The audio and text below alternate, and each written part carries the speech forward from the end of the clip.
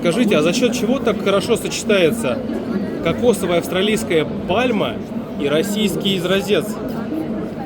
Ну, на самом деле, белый цвет вообще с любым цветом сочетается.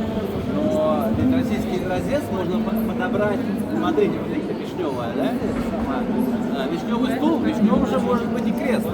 Вы можете подобрать под вот такие изразцы и подобрать под него мебель. Российские изразцы, австралийская мебель.